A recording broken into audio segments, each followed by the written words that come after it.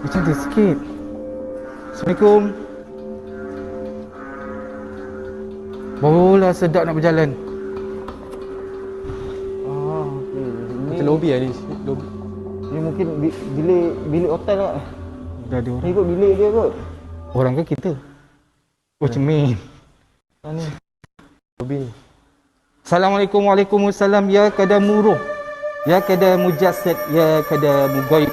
Hadir. Hadir. Hadir.